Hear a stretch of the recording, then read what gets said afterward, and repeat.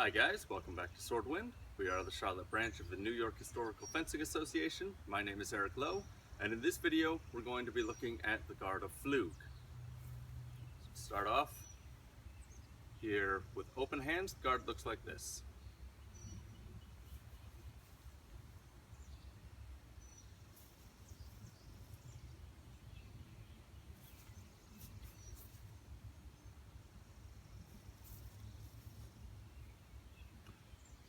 Couple of things to note. Definitionally, we define Pflug as any time that your hands are below your natural waist and the point is presented to the enemy rather than the edge. So, as with Ox, there are a lot of different variations of Pflug. This is the one that we think of as kind of the prototypical beginner's Pflug. We'll be looking at some of the variations that we think are especially worth practicing, and also others that may be Pflug in a technical sense, but we prefer not to use, and why. So you'll see I am holding Pflug here outside my silhouette. My arms are below the waist but extended fairly far forward towards the enemy. My thumb is, as with Ox, my thumb is behind steel, and my backhand maintains kind of our default cutting grip with contact at the base of the palm. The blade is angled up towards my opponent's face rather than just kind of straight forward. And we maintain the sword leg opposition. So my sword is on my left hand side here. That means my right leg is advanced. You'll also notice that my crossguard, while not exactly horizontal, is kind of projected out at about a 45-degree angle to my side. Those are the major things, kind of features of Pflug with open hands that I think are worth pointing out. While we're here, it's also worth pointing out that one of the things that this guard does somewhat better than long point is protect your advanced hands. If I'm here in long point, one of the kind of go-to very basic ways my opponent can attack me is to snipe at my dominant forearm. Here, although my hand is also advanced, because of the way that my blade is pushed out, my hilt is pushed out to the side and my blade is angled in towards the opponent's face, my forearm is somewhat more protected by my sword. Now that doesn't mean that in this guard I don't have to worry about my opponent sniping the hand, just that this makes it somewhat harder to do than this.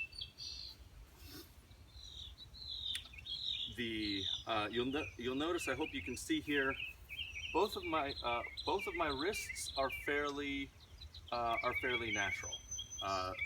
Pflug means plow in Middle High German. We don't know why exactly that is, but it is very tempting to speculate that this is the position you hold as you are plowing.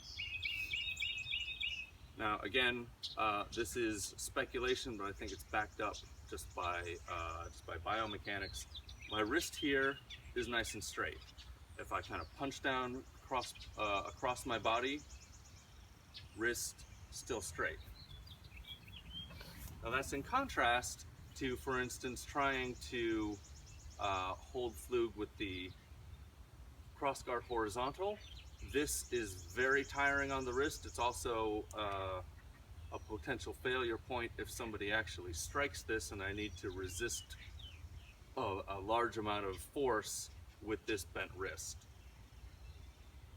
Similarly, I don't want to roll my back wrist over either this way or this way. If my arms are straight, then I will have the greatest, if my wrists are fairly straight, I will have the greatest skeletal stability when parrying in this guard.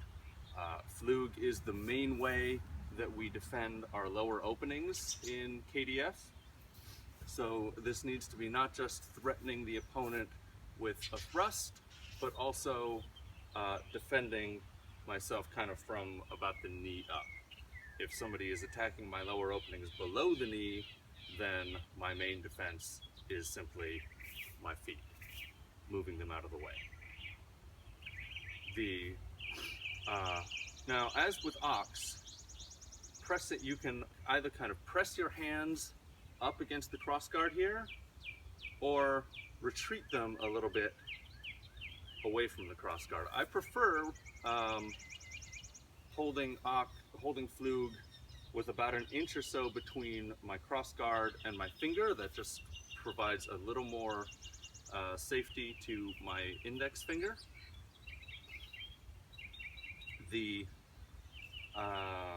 Let's see, and you'll notice again that I am thrusting Pflug forward here rather than kind of holding it back towards my hip.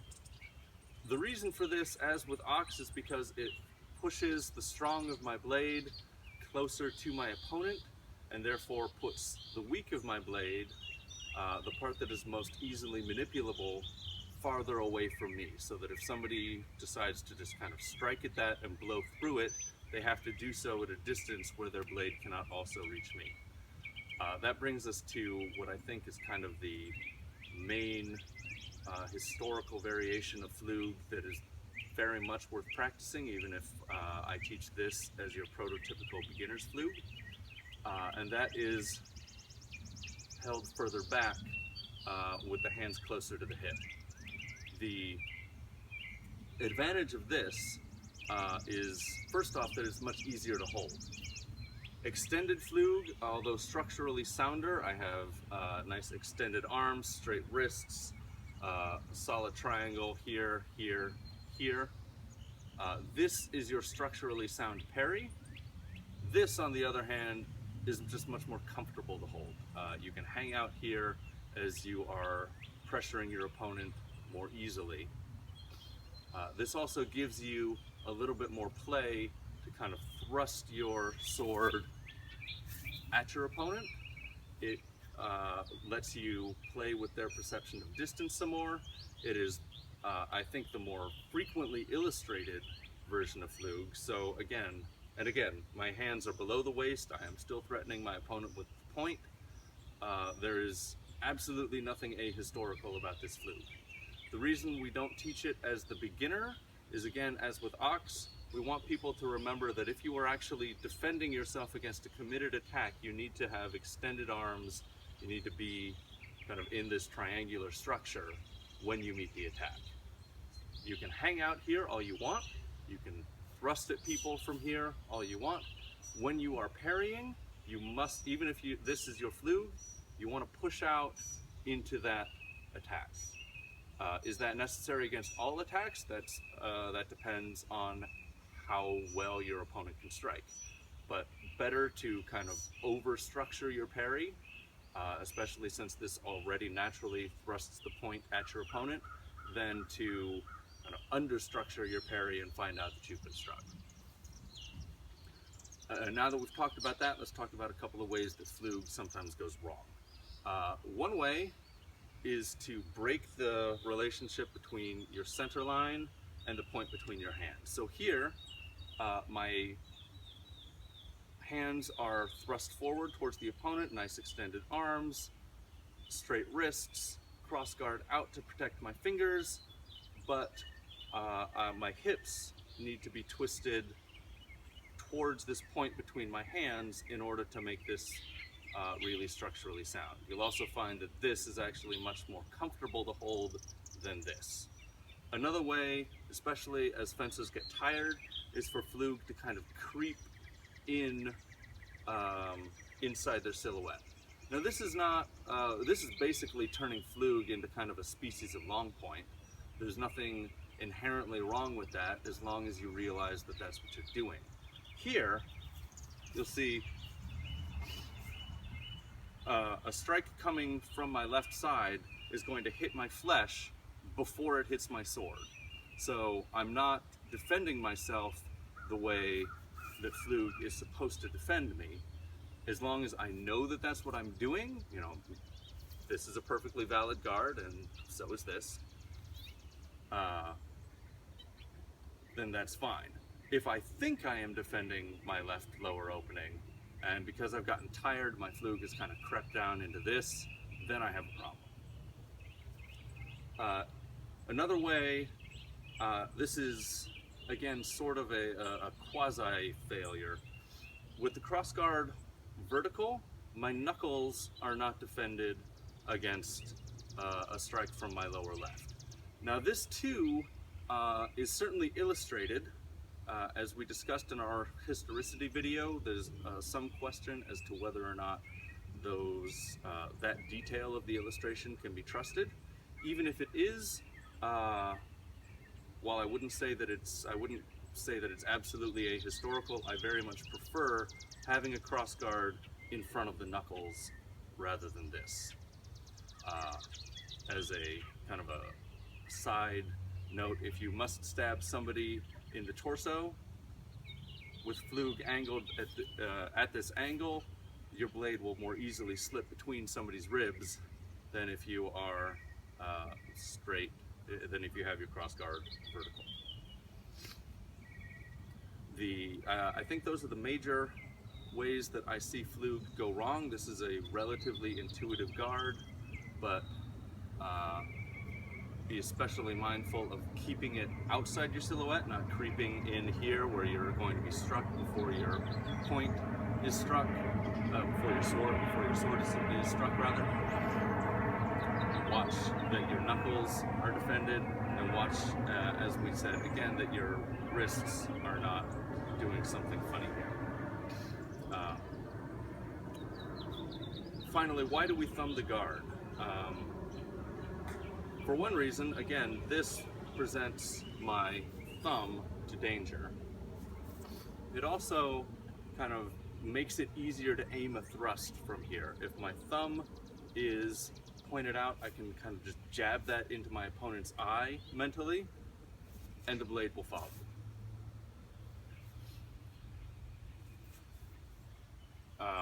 As we can hold the Pflug on our left side, we can hold Pflug on our right.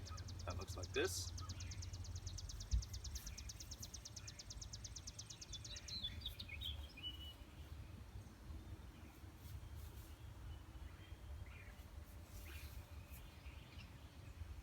Very similar guard, except of course we have crossed wrists here.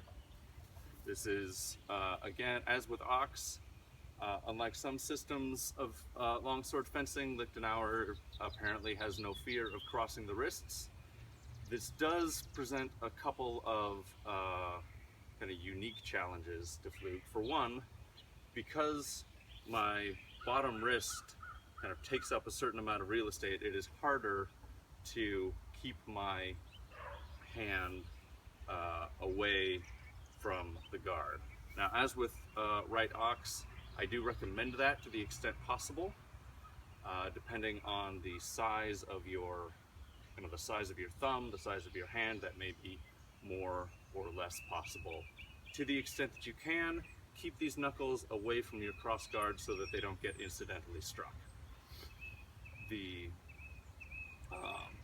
As with right Ox, I think it's especially important to keep that cross guard out, because now we are not presenting just the finger knuckles, but the whole back of the hand, which is just a bulkier target to the opponent. So this, although again, I'm not prepared to say that this is ahistorical, I think it's much more dangerous, especially on the right, than having your cross guard flipped out. This also makes it more difficult to kind of maintain that default cutting grip with your back hand, because there are no cuts you can throw from Pflug without some sort of preparatory motion, or those I think are kind of the most natural ones. You do have time to kind of reestablish your cutting grip as you chamber that strike. So I don't think it's the end of the world if you kind of end up holding your right Pflug more loosely, sort of like this. If you have the wrist flexibility, the finger reach, to hold Pflug more firmly, I think that's preferable, just because it's going to give your make your sword more secure in your grip. So let's talk one more before we go. Let's talk about this kind of wrist, about this crossguard being flipped out on either side. And then we'll talk about transitioning from Pflug to Pflug. As we talked about, maybe we didn't talk about it last time, but as we're going to talk about now, we have a nice kind of malleable grip in German longsword, and we should be able to manipulate the sword both by pushing on the crossguard with the thumb and a little bit with our fingers, our fingertips here on the handle. Get a little closer to the camera here. This kind of motion and this kind of motion, and if we put those together, you can really kind of get a lot of torque on your sword.